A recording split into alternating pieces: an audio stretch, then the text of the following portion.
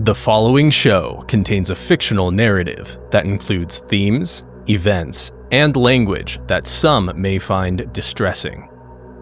Discretion is advised.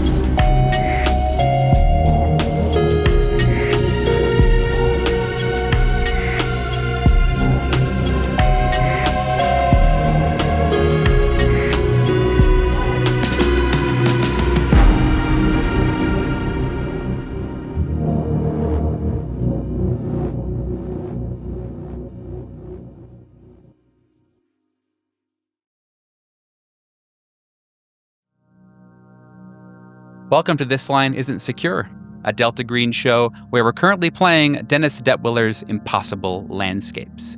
I'm Libby, I'm the handler. Hello, I'm Ty, and I'm playing Deputy Marshal Reed Hollis. Hey guys, I'm Charlie. I'll be playing Adam Blackburn. Hey y'all, I'm Andy, and I am playing FBI forensic psychiatrist Alexander Shoemaker. And I'm playing Heather Stodder. My name's Hawk, codename Agent Miranda, who is a freelance mathematician and electrician. And I think that bears repeating, actually. For those who are joining us for the first time, none of the agents know each other's names. We all go by code names, as we are part of M-Cell. We've got Agent Miranda, that's Hawk, Agent Meridian, Charlie, Agent Merchant is Andy, and I'm Agent Millstone. And I'm Agent Mothership. All right, let's get into the... Last week, our agents were called to a mission in New York. They met at Washington Square Park, where they all experienced an odd sight before finding their handler. They saw a small clown dancing to a haunting, plodding dirge in the middle of the park. They were distracted from this by a frantic waving of their handler, Agent Marcus, and by the time they looked back at the dancing clown, it had disappeared out of sight, along with the music and record that was playing in the park. Shaking off the uncanniness of what they had seen, they connect with Agent Marcus, and they're briefed on the operation ahead of them.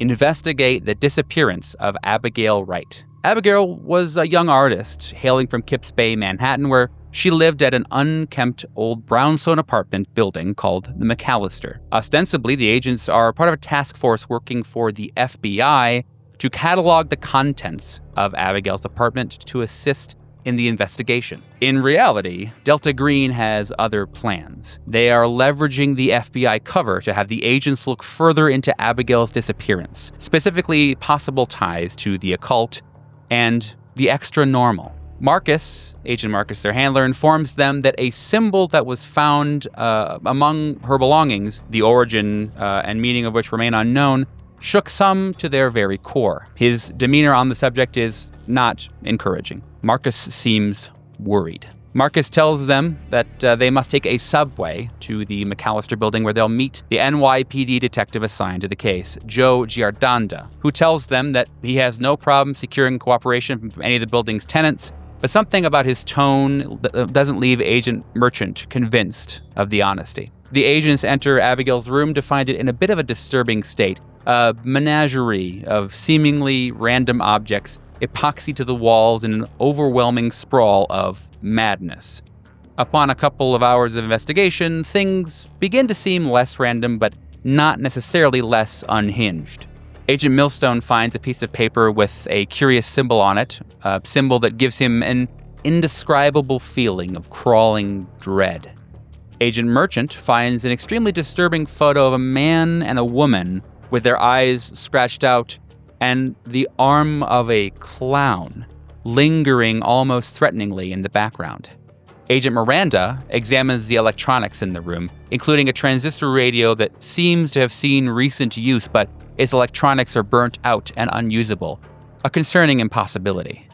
Agent Meridian discovers something outside of the apartment, a cable secreted under the carpet of the hallway. One end leads to a hidden microphone in Abigail's room, and the other leads under the door of apartment 2B, which the agents know belong to one Thomas Manuel. Disturbed by the potential of a compromised investigation, Agent Meridian pounds on the door of 2B, yelling, "Thomas Manuel, this is the FBI, open up." And that's where we'll rejoin our agents right now. Agent Meridian, your last knock of those 3 powerful knocks, this door just barely holding on to whatever little piece of particle board it has left. That 3rd knock, the door opens against a chain, threatening again to burst that poor door. And inside, you see the pretty harried face, worried face of Thomas Manuel. He looks at you with these eyes of shock and concern and frustration and just says, What do you want, dude? It's dinner time. Do you have a warrant or something? What's going on? Thomas Manuel? Yeah. What? Agent Baudelaire, FBI. I'm Thomas. Do you have a warrant or something? Why are you here right now? It's like late, man. We're looking into a missing person. Somebody living on your floor. The rest of you in Abigail's room can hear that the noise has come down a decent amount from the shouting. There was some shouting in reciprocation for a moment, but now it's pretty well kind of simmered. You're more than welcome to go and check out what's going on, go out there and join Meridian if you'd like, or you could keep looking around the McAllister or Abigail's room further. Starting with Ty, what would you like to do at this point? Reed doesn't know about that wire that was found. So he's, for all intents and purposes, he thinks that Agent Meridian is just harassing tenants for no reason. So he's going to immediately exit the room and stride long strides down to 2B to see what's going on. Merchant is similarly concerned and not entirely confident in Meridian's capacity to play off being an FBI agent. And so we'll go behind Reed Hollis, not rushed, doesn't want to add to the agitation, but a just nice, slow, gentle pace. Agent Miranda is moving on to the next object of the electronic devices that were found. I think it was that transistor radio, which he's already examined. There was I believe, mention of a Walkman. When it was removed, you mentioned the cover was torn off and there's no sign of anything inside it. But she's going to see if there are any identifying numbers, identifying details about it, take down any serial numbers, and examine it for similar signs of electronic destruction or burnout that are on the radio. She sort of figures that the boys can sort of handle whatever's going on in the hallway, and if they really want her expertise, they will either ask about it or it will become quickly apparent. I have a search of 20 and a craft microelectronics of 60, if that's relevant here. Oh, great. It actually is. Thank you. Yeah, you definitely see as you're opening these devices, a very little puff of something comes out of them. It's very faint.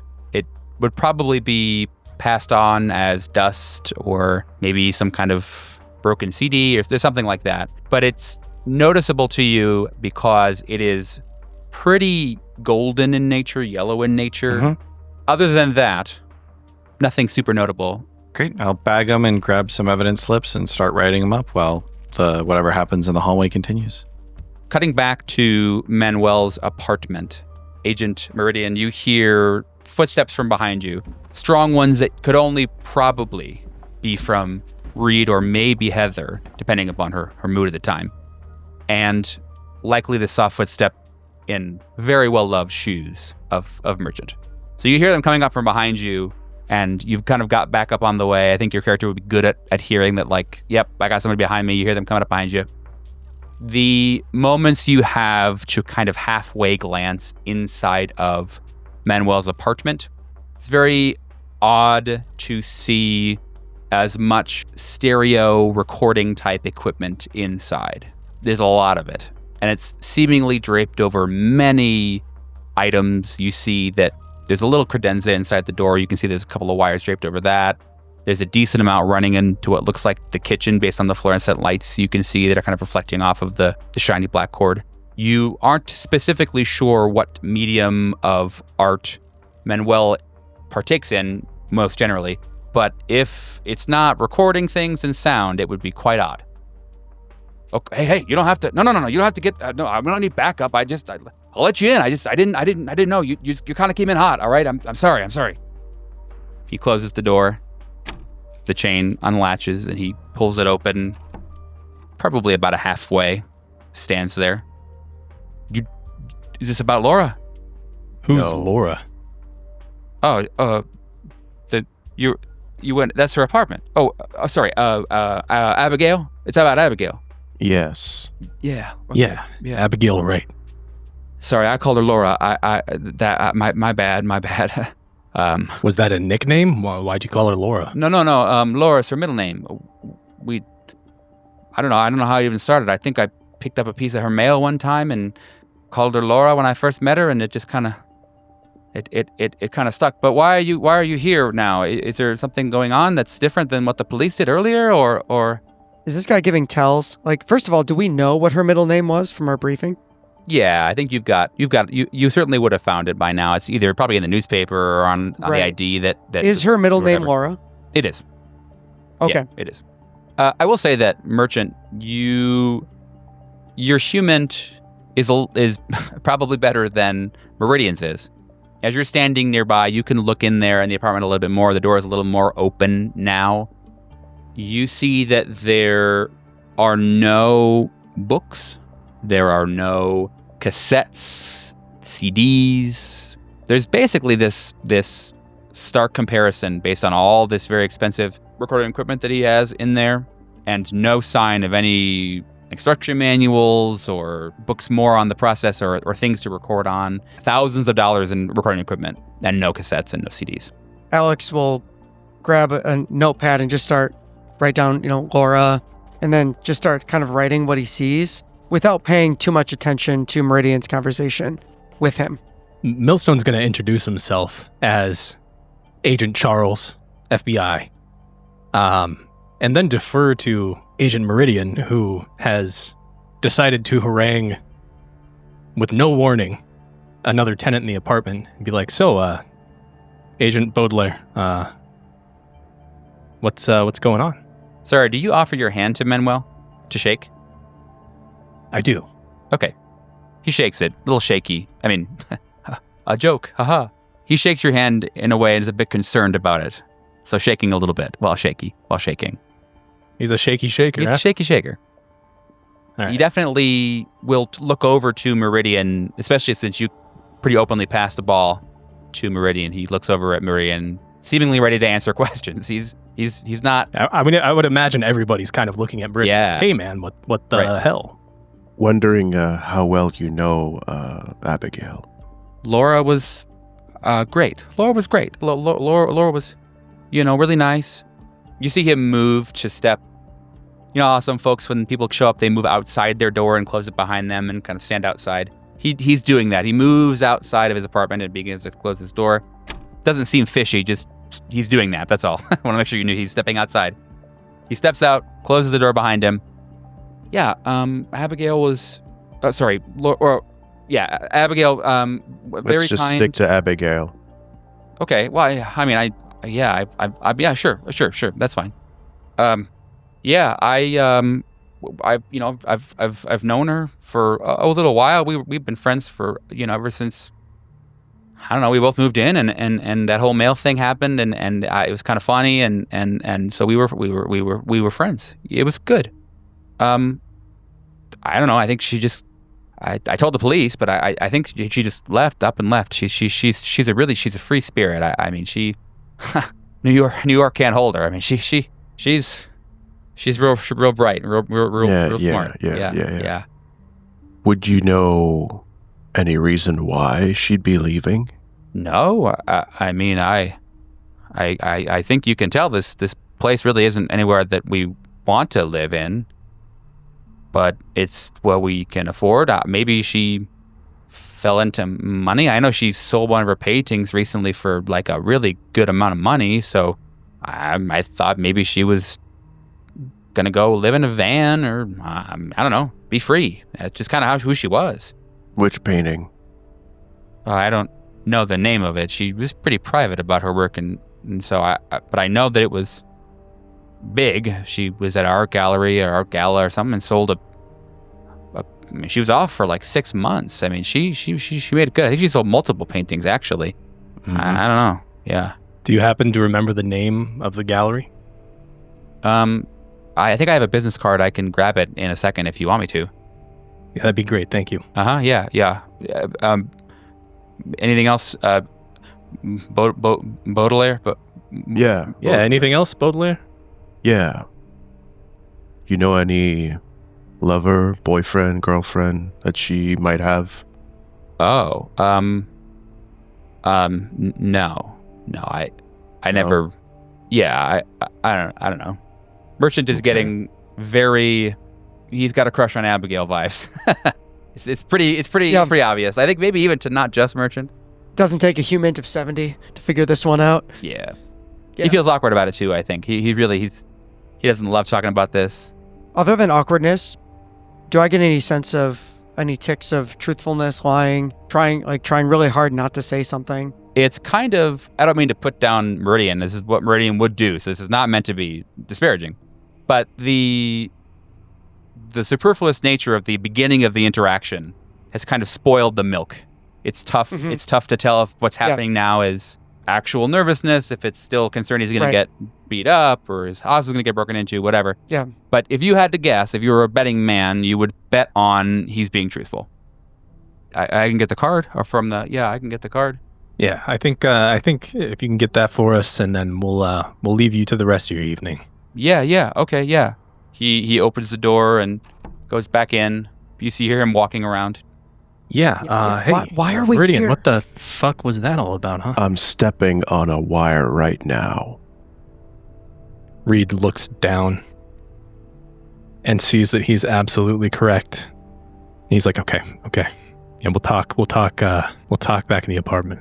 No more conversation about the case in the apartment. Yeah, good call. Because I just said we'd talk back in the apartment, but that's actually a really, really dumb fucking idea. So, good call. You hear him fumbling inside for something. Opens up the door, hands you a business. Yeah, it's an art gallery flyer. Could be called a business card, I guess. It's for a trendy art gallery. The card is like shiny. It's called a Mercury. It's a trendy downtown art gallery, Manhattan. Agent Millstone takes it with a polite, terse smile and says, "Much obliged." Anything else? No. Good night, sir. Thank you so much for your help. Thanks. Yeah. Hope you find Abigail. Sorry if the big guy scared you. No. My brother. He can be like that. My brother wrestled, so I mean, it's. Oh yeah. Nice. Yeah. So. All right. Well, hey, have a pleasant evening. Oh, okay. You hear the chain and deadbolt engage instantaneously as that door closes. Mm-hmm. Meridian just stone-faced the whole time, not a lick of pleasantness in his demeanor whatsoever. Never broke line of sight. I do want to quickly move to Miranda. Mm-hmm. While that interaction is happening and they're discussing, maybe a minute and a half, 2 minutes worth of time, you feel this very ostensible, tangible, I'm being watched feeling washes over you. Roll me luck. That'll be a 65. You key in on the source of feeling watched. There is a napkin, or maybe a piece of paper, or maybe a poster that is humming, maybe screaming. It's very loud. That's a good word. Very loud. I am going to, moving slowly and with consideration, set down the electronic devices on top of their evidence slips, walk over to the box nearby and pick up one of the Polaroids, and I'm going to take a photo of said poster while staying across the room from it.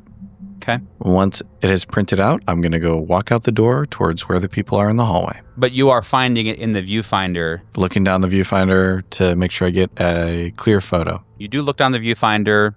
You feel a little nauseous, but I think that Heather knows that this is. It sounds like she knows, like, I'm taking this photograph and I'm going to go where people can see me because I don't know what's going to happen. So you're aware of that. You're aware you might get a little weird feeling. So the nausea. It's just weird enough. She has a job to do, but as soon as she has done what she feels is the minimum requirement to do that, she is going to go someplace where she thinks she will be safer. You take the photo. Feel nauseous doing so. Not sure why. Maybe it was something you ate earlier.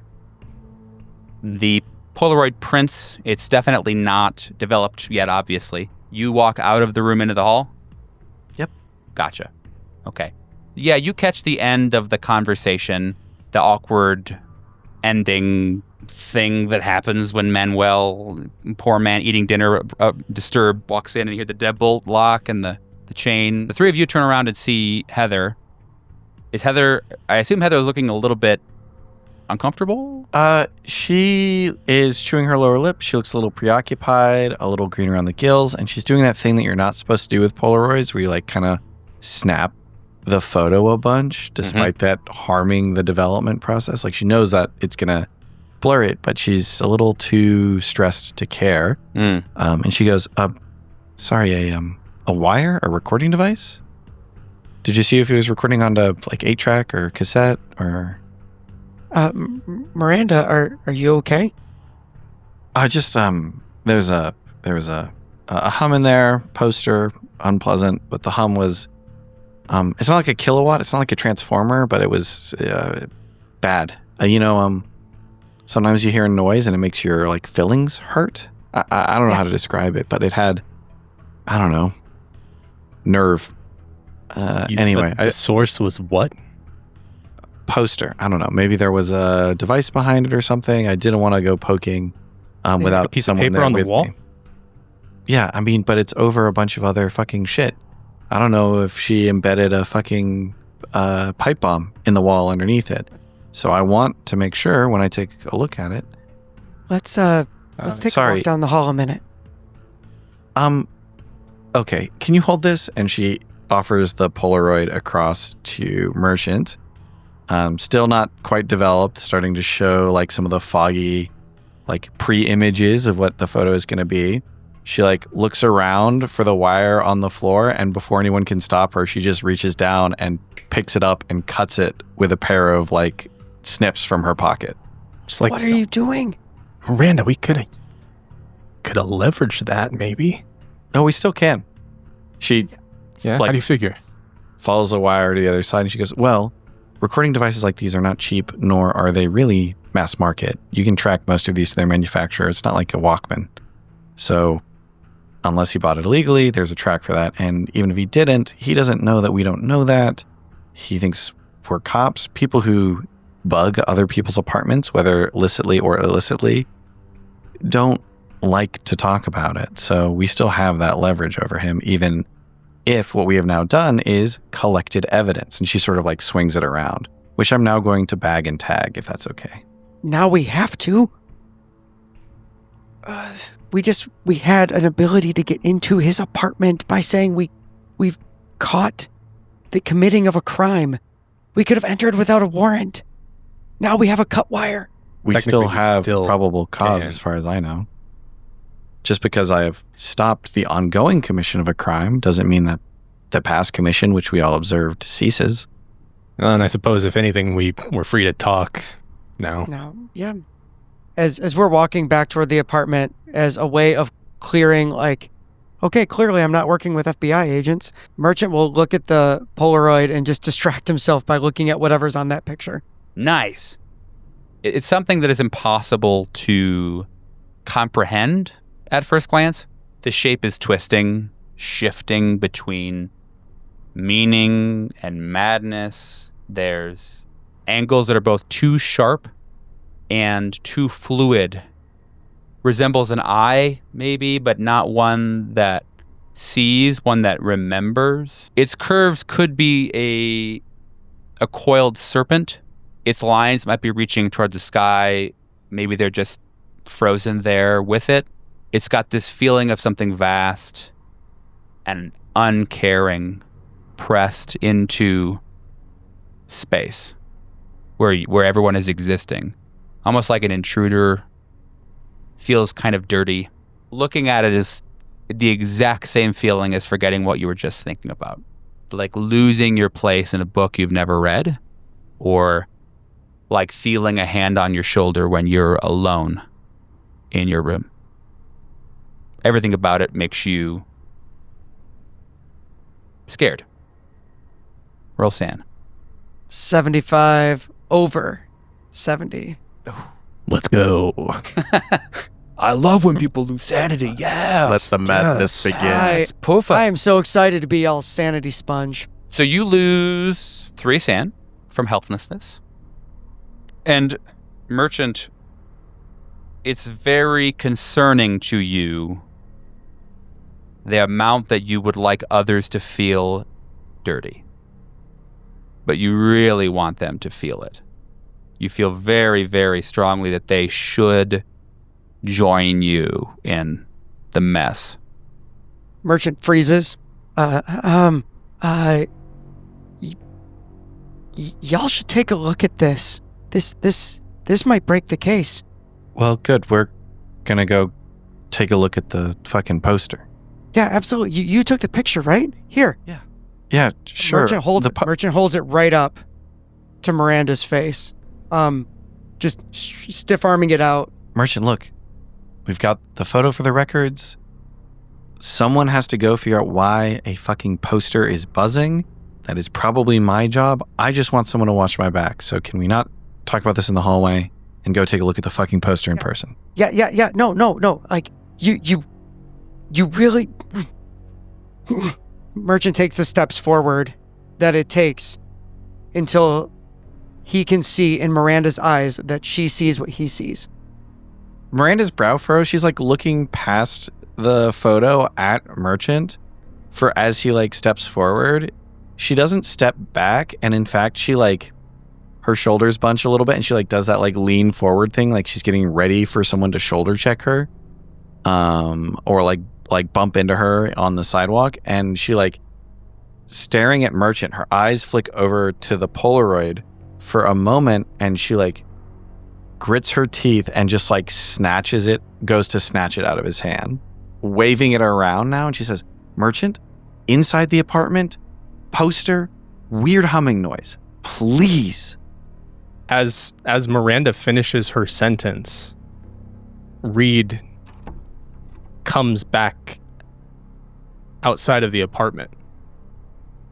While that conversation was happening, while the photo was being shown around, he saw it. And he remembered. And he was pulled. And he entered the apartment while everyone was so caught up in their conversation. And he comes back out holding a piece of paper in his hand. And he holds it up for them. The thing on the paper, calling it a shape is a little bit disingenuous. It doesn't sit still on the paper or on the thing, the pad, the napkin, whatever it's on. It's not sitting still. It's in ink or it's in paint or something on this napkin, but its shape is communicating action, like a thought forming before it's spoken. It's gesturing, reaching into space, which you happen to be in. So you feel a little bit like something is slithering toward you when you make your sand roll. Ooh. 93 over 65. 4-0 under 65. Meridian, you lose 2 sand. You're all in this group now, all outside, awkwardly, just outside the door in the hallway. All of you have this moment where you realize what just happened. You all look up and kind of just share a moment of like, what the fuck? What are we doing? Fuck? Maybe some of you laugh. I don't know. Maybe some of you laugh, but you certainly have a reaction to the fact that you feel like you just went through something together when all you did was look at some art. Reed just wipes a single tear out of his eye. Merchant is going to lean up against the wall. In the apartment, please, Miranda says, and she like will push past Millstone if necessary to get back into the apartment. You all re-enter Abigail's apartment now together, having just shared something that can only be described as something. What would you like to do back in the big old room of many, many items that make all of you feel generally not good? Bag it up and tag it, please.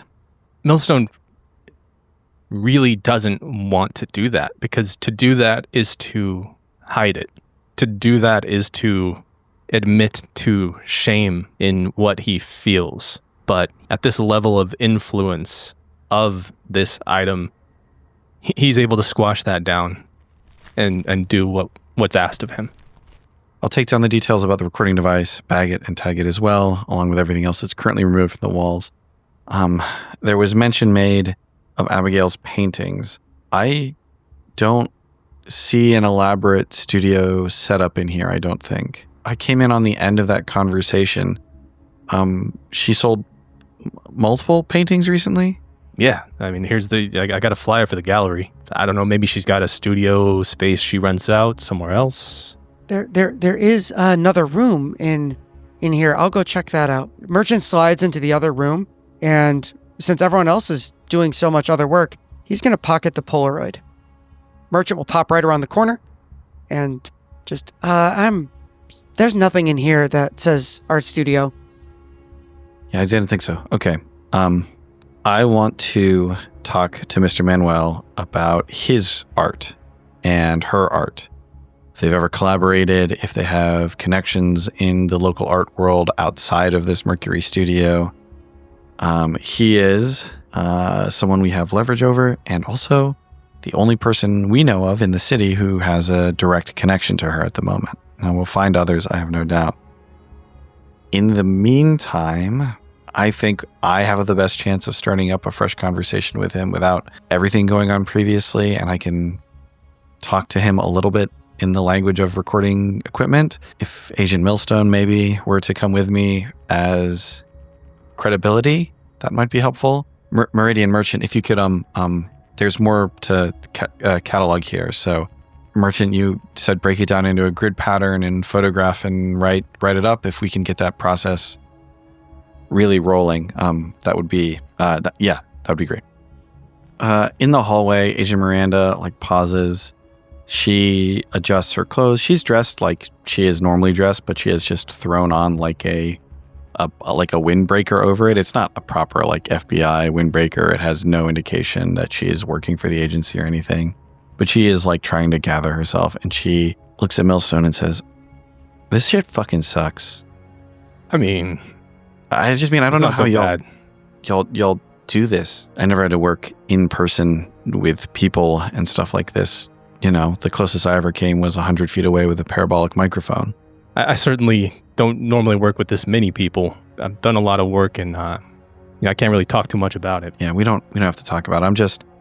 I keep trying to convince myself that it's a coincidence, or I'm tricking myself, because human brains, we like to think we're reliable in our memories, in our thoughts, but we really aren't. And I had this dream just a couple of nights ago, and right before they got in touch with me about about a bunch of stuff. When you think about dreams, it's hard to say that you're remembering the dream and not you're constructing a narrative about what the dream could have been out of what's happening to you in the very moment when you're thinking about it. But I swear to God, Millstone, I swear to God, Abigail was in my fucking dream. And if you'd asked me before now, I don't know that I could have told you that, but I am bone deep certain. And that shit fucking sucks. Roll sand, both of you. 40 under. 67 over 65. Okay. Miranda, you lose one. Reed, you lose none. Carry on. Nice. I like this. You're talking about the night before the meet. Yeah, exactly. And it's because I had a really weird fucking dream that night too. I didn't dream about. Don't fucking tell me that. I don't want any more fucking certainty. No. I mean, I'm not. What you're talking about is real heady, and I mean, I'm not sure if we're exactly on the same page, but yeah, I'm just letting you know. The work I've done, I've seen some fucked up shit, and I have dreams too. I wouldn't waste too much time trying to come to terms with that right now, and I wouldn't ascribe too much validity to it. You're right. It's like I said. We can talk about it later. Let's just do what we're here to do. Okay. We're low on time. Yeah. I'm gonna walk up to the door, and I'm not going to bang on it particularly hard. I'm just going to give it a, is there a doorbell actually, or just a knocker, or just a plain door? There's the doorbell that stopped working probably 10 years ago. Great. I'm going to go ahead and press it, note any lack of noise, and then I'm just going to give it a nice, gentle knock, knock, knock. Very even, very calm. What's each of your alertnesses? For Millstone and Miranda. 4-0. Reed's rocking 70. Great.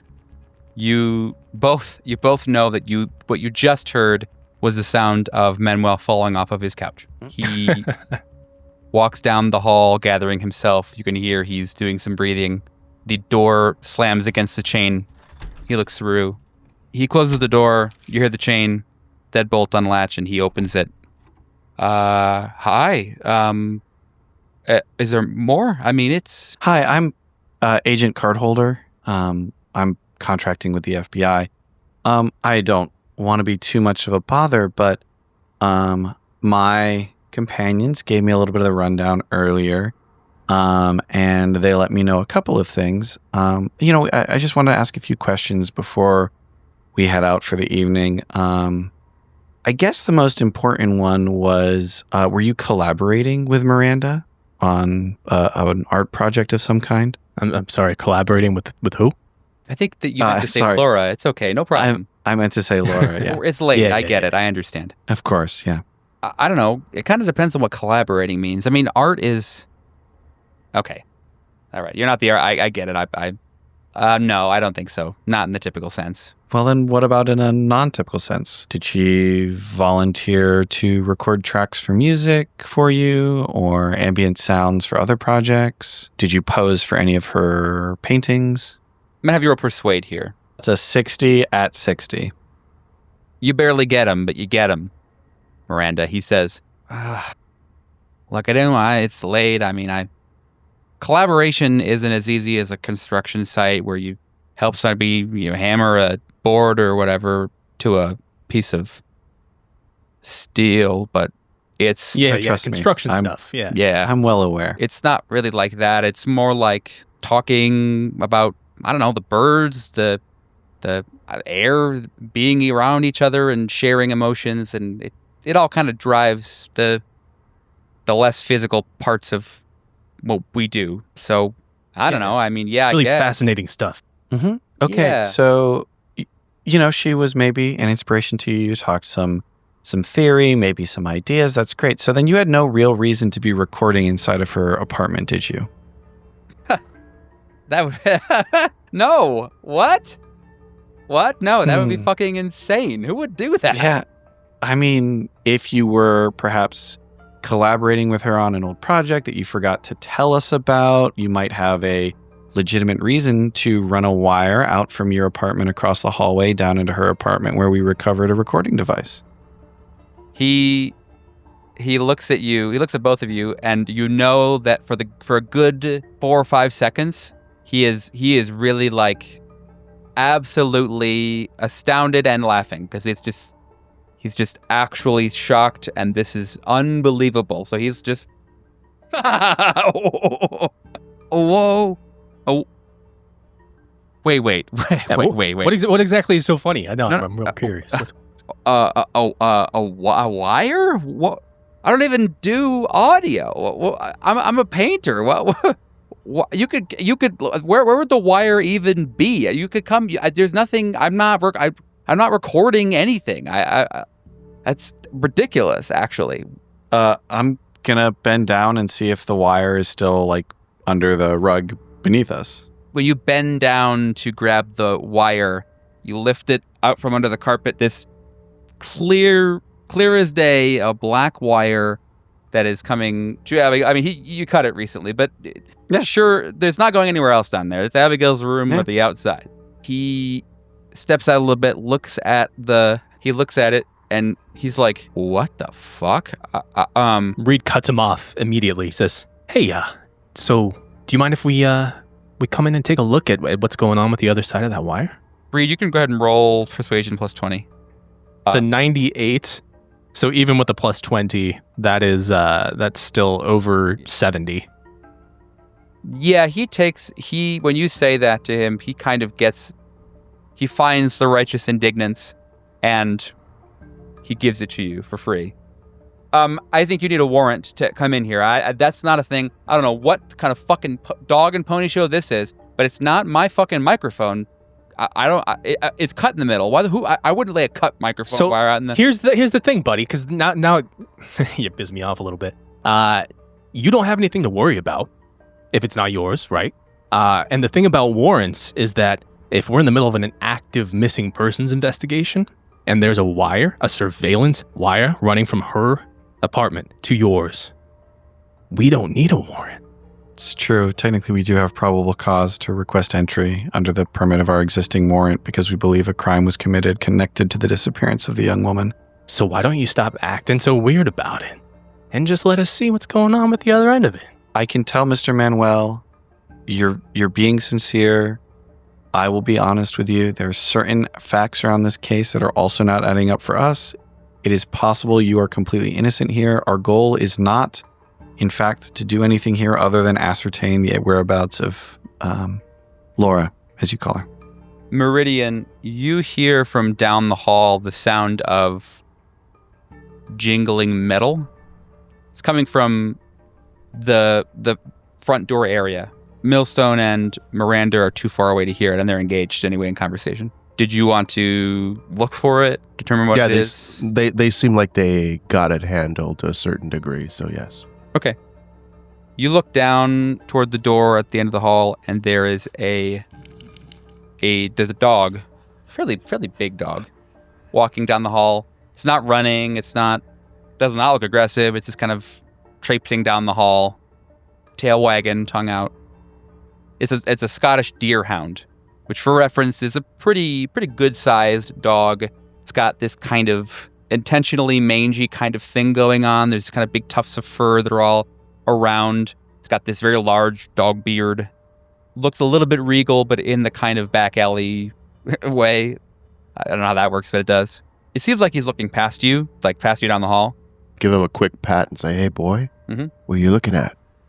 He doesn't stop for you, but he certainly does accept the pat as he's running by. He doesn't shy away. He accepts the pat and keeps going. He is going toward the epicenter of the angry that's happening right now. As we cut back to Manuel being like, "Hey man, fucking eat me. You can't go inside my apartment. It's late at night." The dog comes around the two of you and he sees this dog. He's like, "You know what? You're lucky because I will go play with him. And I swear to God, 15 minutes, okay? If you mess with anything in there, I will sue the shit out of you.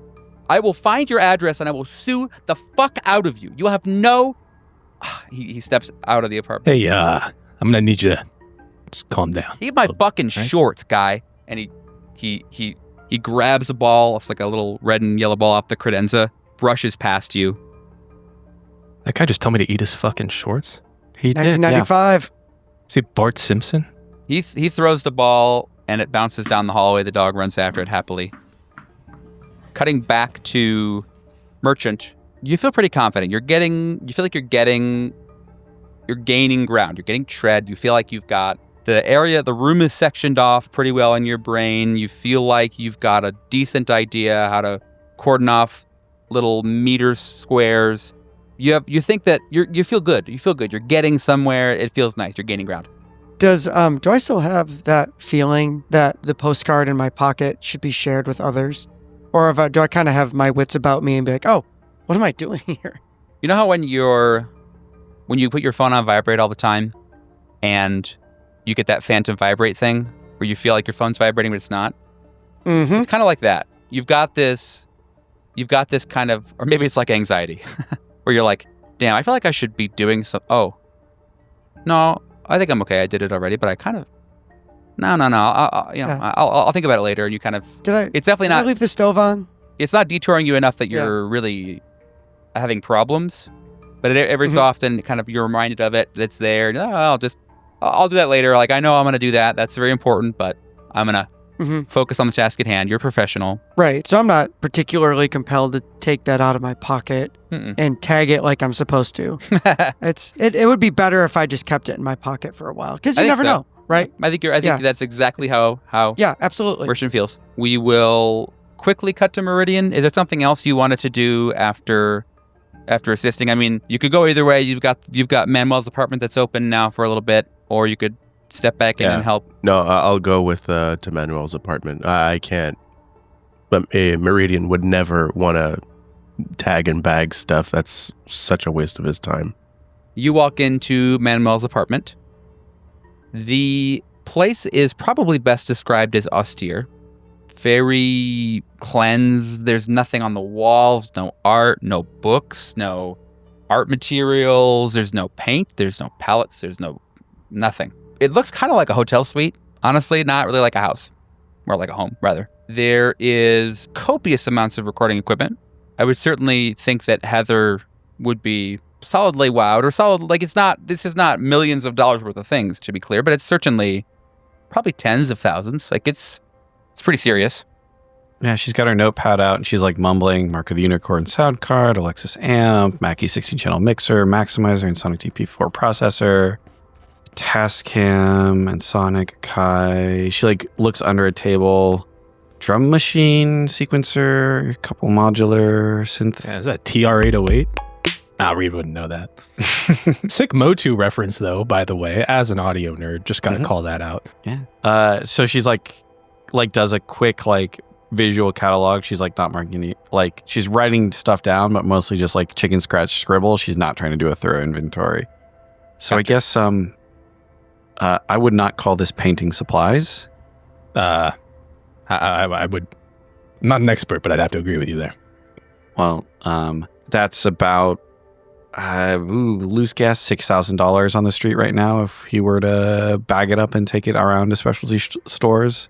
Let's see where this wire he was running. Yeah, let's check out the wire. That's what we're here for. Meridian pops in the apartment, catch eyes with one another, and then you follow this. Hey, Mary. You follow this wire. The wire goes to what seems to be Manuel's bedroom, master bedroom. There is a pretty large cassette recorder that is in there. There's a stack of them in there. There's a stack of cassettes in there. It's clearly connected. It's been recording, it seems. There are tapes on the left and on the right of the cassette recorder. So one would think that those on the left are ready to be recorded on, and then the ones on the right are done. Yeah, Reed's going to grab the first one on the right and just see if he's labeling these. He's just going to grab a couple in his hands, just sort of pull them off one by one and see if they're labeled at all. Yeah. Gloves, millstone. Nah. Well, guess that ship kind of sailed, didn't it? Yeah, I guess. Sorry. No worries. They have these odd pictures on them drawn with a Sharpie. Looks like not odd in the way you had an experience a moment ago, but odd in the sense that seems like you certainly talented artistically, but chose to label these cassettes with stick animals. It seems like they're stick animals. Maybe, how close is Miranda at this point? You're right with Millstone looking yeah, things up? Okay. I've gone in Gotcha. with him. Gotcha. And Meridian, are you also following the wire in there with them, or are you doing something else in the apartment? Well, if the microphone that we cut off is still recording, I will stop recording and take the cassette out. It's the wire's cut. It can't be recorded. I mean, yeah. No, but it's still stuff that he could be listening to originally when we were still in the apartment. From the earlier conversation? Yeah. Oh, yeah. Well, Yeah, I'll take the cassette out, essentially. Okay. You would see the cassettes probably in passing, and you would think, oh, that's a weird animal or dog or bird or whatever. But I think that Heather definitely realizes that these aren't stick animals or stick figures. Seems like they are different methods of executing people. One is like a hangman's gallows. The next is a pretty clear guillotine. There's one with somebody being keel-hauled. There's all different kinds of death. And it's not that it's impossible to determine, but I don't think Reed is really taking, I guess maybe is Reed taking time to like really map these out? I don't think that Reed's maybe that artistic, but I could be wrong. Well, I mean, Reed's looking for labels, Yeah. and then he's seeing stick figures. Yeah. You know what? This will be fun. Let's make it a luck roll. Okay. It's a 16, so Reed does notice Right. this. Yeah. So yeah, you definitely see it as well. Kind of macabre. Hard to imagine what drawing and quartering could map to. Quick There's only one way to find out. I mean, I'm not playing them here. Are we gathering these and taking them with us? Do we want to confront him with this? I am not Merch. I don't know if he's going to react positively to us confronting him with evidence that he is in fact a audiophile and not a painter, or that is what seems to be happening. Do we just take the tapes and go? We don't just take the tapes and go. I mean, Handler, is there anything legally he would be able to do if we just take the tapes and go? There's property. I mean, all of your identities here, the false ones that you have, probably wouldn't stand up to a lot of strenuous searching, strenuous looking through. So if we take them, then it's going to come down to intimidation. Likely, yeah. Well, we can take one, which he may not miss, especially if we replace the current tape in there with one from the stack.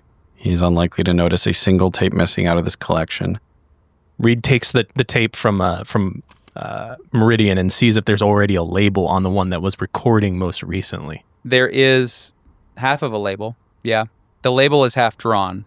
Seems like it probably wasn't finished being drawn. So then we'll have to recreate that. No. I mean, is the label on the tape itself, or is it on the case? No, it's on the case would hold it. Yeah. We just put one in the Okay. swap the cases around. Yeah. I'll take a quick sketch of it just so I have it in my little notepad. Okay.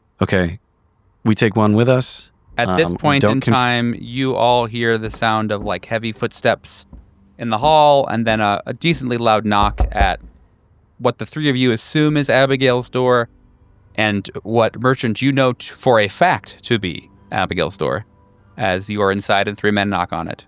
Reed pockets the tape real quick. Is Merchant going to answer the door, or is he not? Yeah, Merchant will open the door with one hand, pepper spray ready to go in the other. So the three of you exit Manuel's apartment at about the time that Merchant opens the door. So the three of you see, down towards the entrance, down the hall, there's a very odd troop of people that have gathered. The one closest to the door, knocking on the door, seems to be a pretty portly New York police officer. He's got a thumb in the middle of a book, holding his place. The men behind him are wearing these very thick and plasticky green suits. And on top of their head, they've got a gas mask that's kind of up here so they could pull it down and wear it if they wanted to. It's resting on the top of their head. It's very odd, very stark in comparison to the police officer who's dressed in a quote-unquote modern uniform. These people behind him are dressed, it almost looks like they stepped out of some, sci-fi movie in the 50s or 60s. Their uniforms are much out of date, and the gas masks certainly are very old. It did not take Merchant to tell that this policeman would rather be anywhere but here. As he says, "You got to get out of here. We're doing a fumigation. I'm just the standby officer. These guys got to fumigate. There's an appointment on the books with Art Life or whatever, whoever owns this place. So you gotta, all tenants, everybody's got to get out. They got to fumigate." I'm sorry. We have a warrant to be here. We have jurisdiction here. No. Let me see the warrant. I don't believe you. What are you fucking? Where's your badge? Let me see your badge. I'll flash the badge of one Edmund Chamberlain. Grabs it out of your hand. You think I want to be here, guy? Come on. You think I want to be? You want to be home with your family too, right? I don't want to be out here. I want to be back with my girl back in my apartment. I don't want to be here. So just don't make it fucking difficult. I don't want to call anybody. I don't know who your fucking boss is. I just want to fucking go. All right. You can't stay here. They're gonna fumigate, and you don't want that. I understand completely. Everybody here has a job to do. It is extremely important that nothing in this apartment is disturbed. This is an active crime scene. It's a big federal case. Yeah, I fucking got it. I got it. Well, just get out. I don't have to fucking worry about you. Then he turns and sees the three of you as well. I showed you mine. You show me yours. I'd like to see your badge just in case something gets moved. It's on his chest, and he's like, "Richardson 485." Underneath it actually says, "Get fucked, weirdo." Hey man, hey, why you being a dick, huh? Oh shit! All right, game respects game. I see you. All right. He kind of walks up. He's like, "Look." Reed flashes his marshal's badge. Okay. He's like, "Oh fucking all right." He's like, "All right." We'll take off for the night, fella, but you need to cool your jets. He's like, cool them all the way fucking down. Yeah. Look, you're right. I just want to be reading my book. All right. You're right. You and all your fancy marshal. You bullying my friend over here? No. no, not at all. He just, the twerps are kind of fun. Maybe On the playground and all. It's just all. It's a big playground. That's all this is. Maybe you set that book down and you pick up the book on jurisdiction. All right. Let's Got his ass. let's not turn this into anything more than it needs to be. Let's lock the room up. Give us 10 minutes to seal up the room against any fumigation. Get our equipment out of there, and we'll be out of your hair. Magical. Leans up against the wall right in front of Abigail's apartment, right next to the door of Abigail's apartment. And now he's back into his book. He's got it open, and he doesn't give any fucks about anybody at this point in time. Reed sidles into the apartment, making sure to make just noticeable bodily contact with the man as he pushes past him on the way in. Nice. You hear him say under his breath, "I'm married." Miranda's going to go into her duffel and bring out some of the stuff she had brought with her. We have already removed one recording device, so she's going to set up her own just audio recorder for the room. Okay. And she is going to tuck it under one of the freestanding radiators, if there is one, or in some other place that will be a little inobtrusive. And then once that is done and recording, she wants to take evidence bags or other material and then tape them so that there is a seal around the door after it is locked. Before you get out all the way out of there, you hear one of the men. You could swear that he mumbles something like, the phone. Yeah, the phone. Yeah. Do they have a van or truck outside that I can see? Mm-hmm. Great. I want to take down the plate numbers, any details about the company, make sure that I have details about whoever these guys are, just in case. It's called Snowstorm Pest Removal. The plate is unassuming. You take it, slice it, you take it down. You guys want a slice? I could go for a slice, yeah. Great. Slice beer on me this time. Come on, boys. Let's get the fuck out of here. Heather knows a good spot nearby that it seems like most artists in the area know about. It's called Manny's Delicatessen. Delicatessen is a word that was clearly chosen for its number of letters and not really the meaning of the word, as it's little more than a place that smells like pizza and has some decent cold cuts you could do well enough with. Perfectly serviceable, delicious after any amount of work, but certainly not 5 Michelin stars. You enter and order each your respective pizza. It comes out just as fast as you hoped it would. And perhaps maybe a soda or something for the road. You find a place called the Mossy Green. Looks like a very 3.5, maybe 4-star hotel that is much, much better than the vast majority of hotels you've walked by at this point. Merchant will offer, actually, I'm getting a spot. You want a twofer? I'll just get the 2 queen size or whatever. I'm a 40-minute F train away from here, but I think I'd rather keep things close. That trio, that really set me off. I'd rather not we be spread apart. Yeah, I can swing that. You ask for 2 adjoining rooms, both with 2 queens. There is a decent amount of space, especially if you open the doors wide open between the 2. Kind of a nice corridor, and you can chat. There's plenty of space to chat and such. The hotel rooms are pretty decent. That you get there and you've got a nice clawfoot tub, a really majestic looking set of drapes and linens, some mossy greens. Everything's green. It's very nice. You definitely were not expecting there to be pretty nice for the time televisions. There are a couple of Magnavox TVs in there they're pretty cool. I mean, they're not, the plasma screen are coming out soon. Those are going to be crazy. But for now, these things are pretty tippy-top. Oh my God, is that a 30-inch liquid crystal display? It is an awe to behold, yeah. So yeah, you each set your things down or kind of get settled in your space, gather in one of the 2 of your rooms, maybe talk about your plans, what you experienced today, what you'd like to do tomorrow. We should pick up some dust masks on the way. If they're fumigating today and we're going back tomorrow, it's going to be nasty. I have some. Good. I have a full medical kit with plenty of PPE for everyone. Awesome. I'll be fine. I'm a smoker. Lungs of steel. You won't. Be fine. I promise you will be crying at the end of the day. Okay, not because. All right. I'll wear the damn thing. Okay. I mean, the crying might also, be kind of funny. We should maybe not all just go there. I can't help but notice that none of us particularly seem to have be comfortable in that apartment. And with the process of tagging and cataloging everything, maybe we want to take it in turns. There's plenty of other things to investigate. We've got this Mercury place. We should take a listen to the tape we recovered from Mr. Manuel's room. We should probably do some research about the owners of that building, as well as anything we can find out about the prior artistic output of Thomas Manuel and Abigail. Well, I mean, you seem to be more the artsy type, so I think that if anyone's going to interface with the Mercury people, it should be yourself. Would you agree with that assessment? That's fine. Am I okay to supervise Mary, or does he need like a big boy chaperone around town? Who's Mary? Meridian, sorry. Oh, is that what we're doing? That's what I'm doing right now. Oh, that's kind of fun. I like that. All right. Yeah. No, I think you'll be fine, right?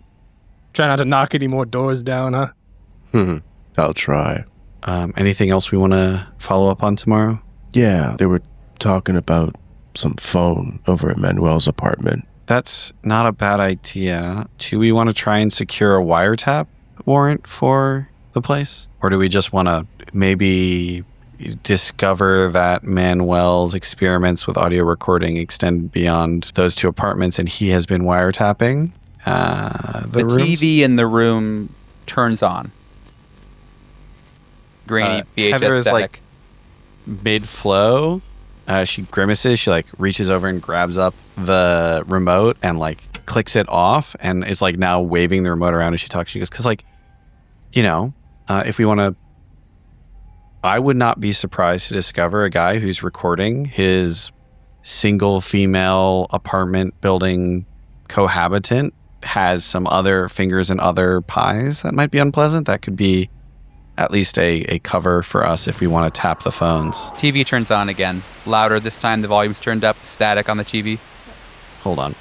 Miranda tosses the remote on the floor and walks over and reaches down to just like yank the power cable out of the wall. And when she goes to do so, she like wraps her hand around them and then stops and then goes, "What the fuck?" Looks back at everybody and then like stands up, and she's just holding a bunch of unplugged cords from the wall, including the power cord for the TV. And she goes, The TV guys? switches to the view of a thin man in a tweed jacket, wearing hospital pajamas underneath his tweed jacket. He's got curly red hair, kind of thin. He's got these bifocal glasses that are kind of catching the light, and his eyes look like discs, frisbees of total white. He's sitting in this chair that is almost comical. It's very large, and he's pretty gaunt and wiry. His hands are folded in his lap like he's waiting patiently for a doctor that will never, ever come.